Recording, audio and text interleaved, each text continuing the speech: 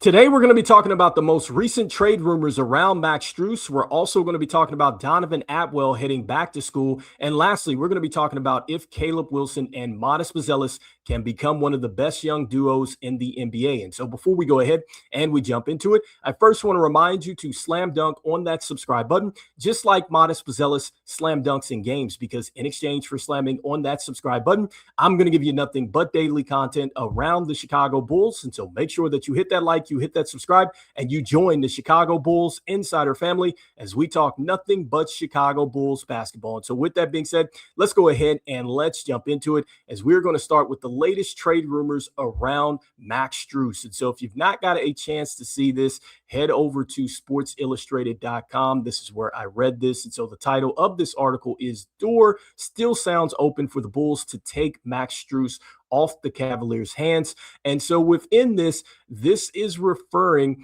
to something that's mentioned in the Stein line. And so this is according to Mark Stein and Jake Fisher, if you want to go ahead and check them out on the Stein line.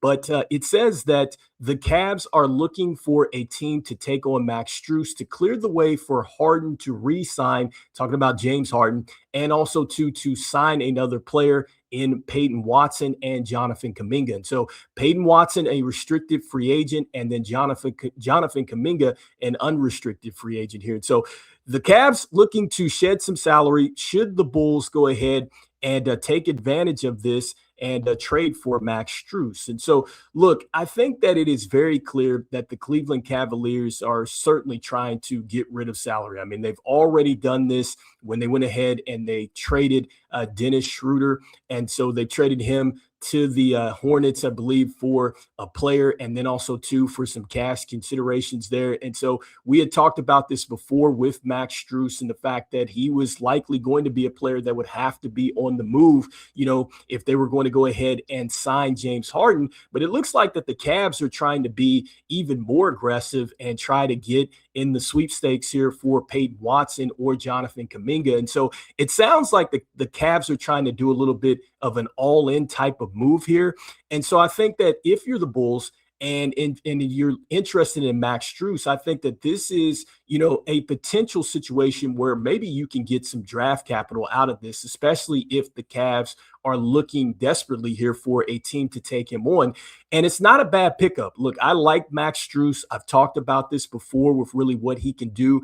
I think the biggest thing with Max Strus is the ability to knock down the three-point shot. So he shot 40.2% from downtown last season. He shot 38.6% the season before and 35.1 the season before that. And so this is a player that is a proven three-point shooter for his career, 37%. And so the Bulls would absolutely want that. And what I like about Max Strus is that he's a terrific role player. You're looking at a player that can start or come off the bench. I think about his time at Miami. He was huge there. And I think that he was pretty huge for the Cavs initially when they got him over from the Miami Heat. And so the fact that he can come off the bench or start for you and just really impact the game that way, I think that that's something that the Bulls would want. And I like the fact that with his experience with the Miami Heat, he's been in NBA Finals. And so because of that, I think that that's something that you really can't place a stat on, especially for a team that is really trying to bend or build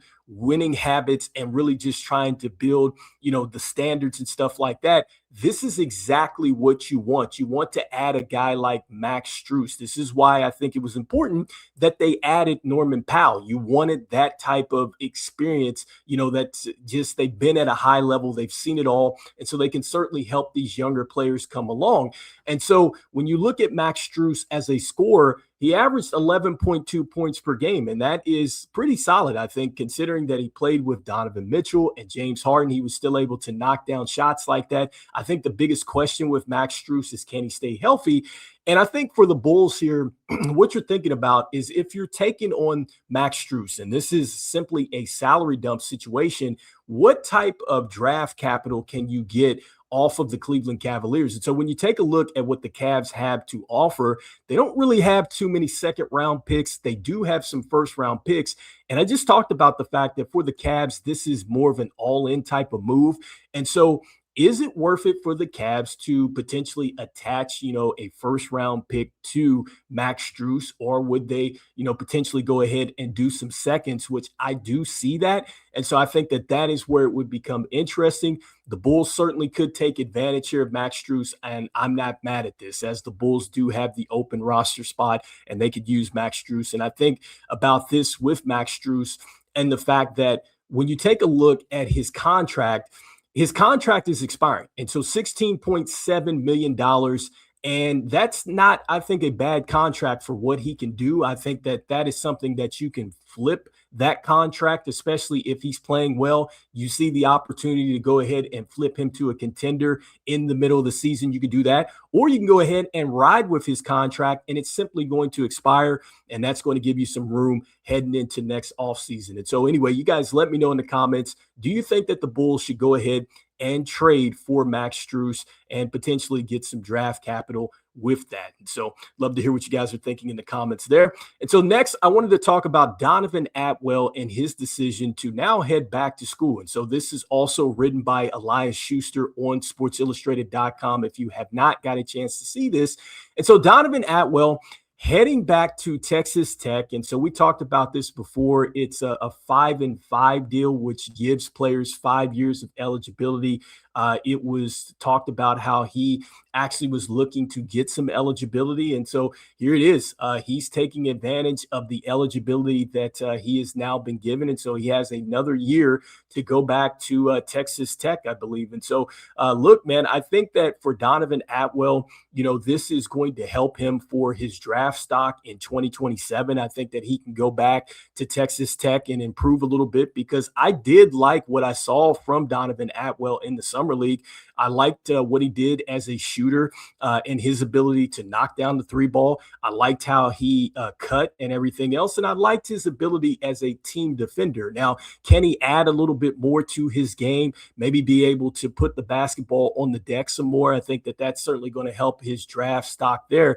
But I think for, a player and the business decision side, look, if he's going to make more from an NIL deal than he would with an Exhibit 10 deal, and you have a chance to raise your draft stock in the next NBA draft, then I think that this is certainly the right move. Let's see what the Bulls decide to do now that he's decided to go back to school, as he is not going to take advantage there of that Exhibit 10 deal that the Bulls brought him into the NBA on. And so you guys let me know in the comments here what you guys are thinking here about Dovan Atwell and him heading back to Texas Tech. And so next, I wanted to talk about with Matas Buzelis and Caleb Wilson, if they can become one of the best young duos in the NBA. And so I got a chance to see these two articles. And so one was on CBS Sports. The other one here, this was on Yahoo, if you want to check this out. And so this one is the 5 best young NBA duos who could dominate next decade. This one was talking about just the top 10 best 25 and under duos right now. And so this was written back in January. You see that this one written back here in May, if you want to take a look at these. And so old articles, but I thought that this would be a great talking point. And so one of the things that's mentioned, and we just talked about this, is being under 25.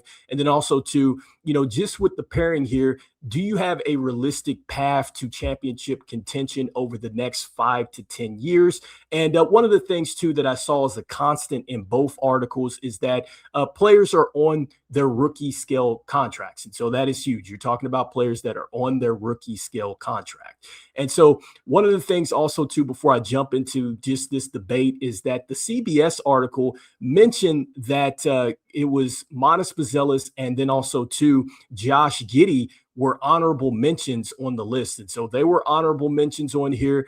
You had Con Knipple and then Brandon Miller. They were also on the list. You also had Tyler Hero and Khalil Ware, and then Derek Queen and Jeremiah Fears. And so this was on the CBS one that we're taking a look at. So now, switching gears and just debating this. And so first, let me start with the goals and just kind of the things you're looking for to make this list that, maybe these are probably going to be your stretch goals. And so first, it's going to be can Caleb Wilson and then also to Modest Buzelis become just offensive and defensive menaces early on? And so we're talking about just being a terror on the offensive end. And so with Caleb Wilson, look, we saw a lot in the NBA Summer League. And so it's one thing to do it in the NBA Summer League. And trust me, I'm super excited to see him when he gets into games. But that's going to be the next step.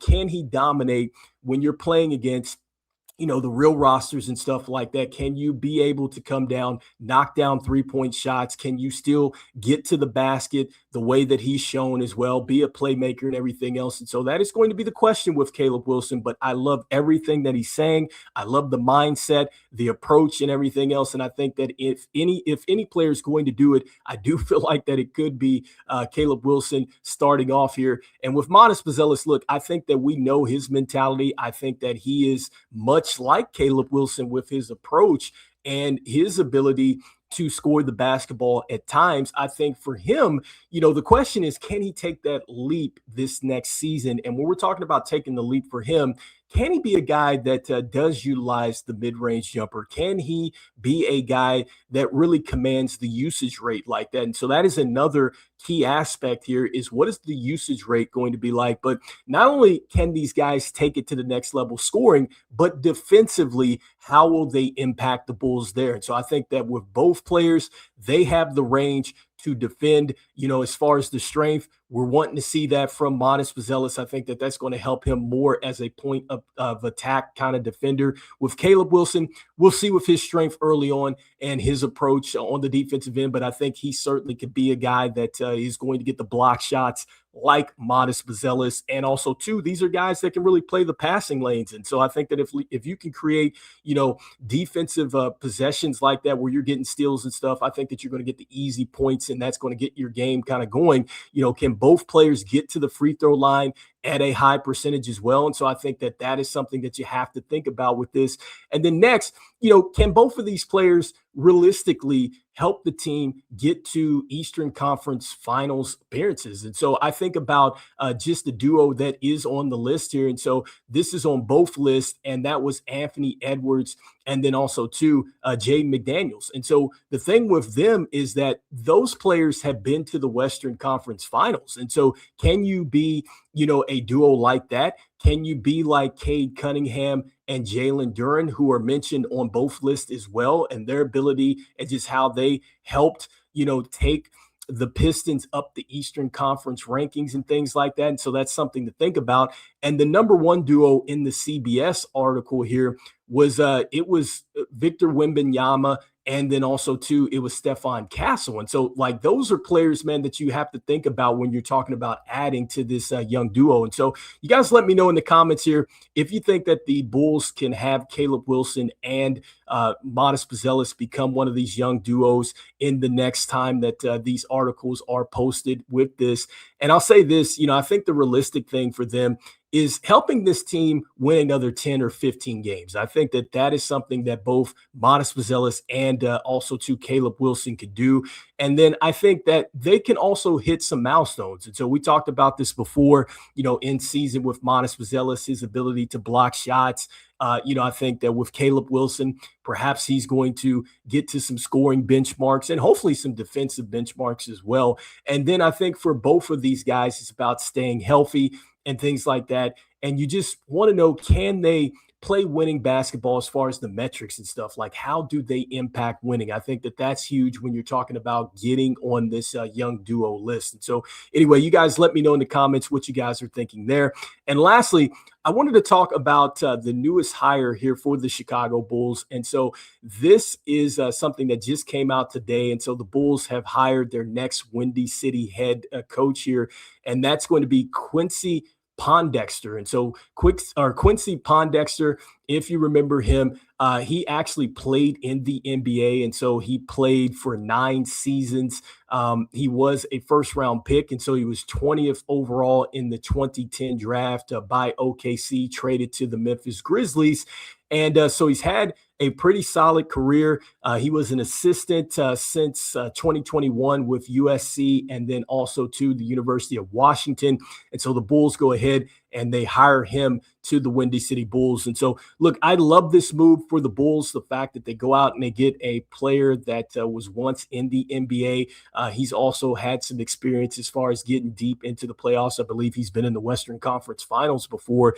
And so I've talked about this before with Bryson Graham and him wanting to really not only build up, the bigger club, the Chicago Bulls, but also to build up the Windy City Bulls as well. And so I think that this is once again just a play on player development. I think that this is what you want, especially if you want to take advantage of those players that potentially can come up from your affiliate team and be an impact type of player. And heck, when we talk about a player that has done that, that was Max Strus. Max Strus actually started off with the Bulls, I believe, G League affiliate, man, before he moved on. And so this is what I'm talking about when you're looking for talent that could potentially be on your affiliate roster. And so anyway, you guys let me know in the comments here what you guys are thinking about Quincy Pondexter and that hire. And then just going back through it, do you think that Caleb Wilson and Matas Buzelis can be one of the best young duos in the NBA next season? Do you think that they make one of these lists here that we were talking about?